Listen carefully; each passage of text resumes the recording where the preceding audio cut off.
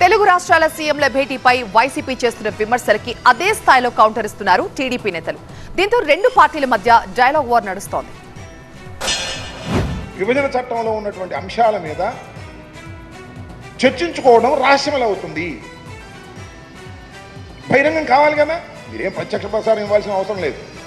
ఇది జరిగింది అని రేవంత్ రెడ్డి గారు, ఇది జరిగింది అని చంద్రబాబు నాయుడు గారు పాయింట్ టు పాయింట్ చెప్పాలి కదా.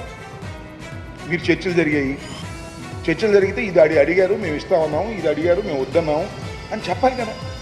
చెప్పకోకుండా రహస్యంగా దాయవలసినటువంటి పరిస్థితి ఎందుకు ఏర్పడుతుంది? దీన్ని ఆలోచించవలసినటువంటి అవసరం ఉందని మనవి చేస్తున్నాను. దాంతోపాటు చంద్రబాబు నాయుడు గారు నాకు రెండు సమానమే. చంద్రబాబు నాయుడు గారు మీరు ఆంధ్రప్రదేశ్కి ముఖ్యమంత్రి మర్చిపోవద్దు.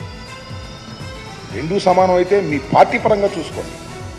కానీ ముఖ్యమంత్రిగా ఉండి తెలంగాణ కూడా నాకు సమానం అనేటువంటి పద్ధతుల్లో మీరు మాట్లాడుతున్నారంటే ఏదో ద్రోహాన్ని ఆంధ్ర రాష్ట్ర ప్రజలకు మీరు చేయబోతున్నారు.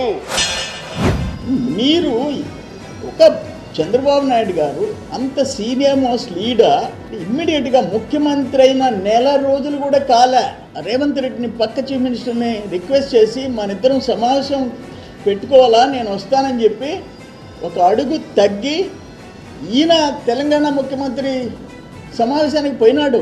అరే నీ మాదిరిగా జనంలోకి రావాలంటే చెట్లు నరకాల, జనంలోకి రావాలంటే హెలికాప్టర్లో పోతుంటే కింద పట్టణాల్లో షాపులు మూసేయాల, ఒక కర్ఫ్యూ, నువ్వు బయట వస్తే ఒక కర్ఫ్యూ, ఎమర్జెన్సీని మరిపించావు నువ్వు.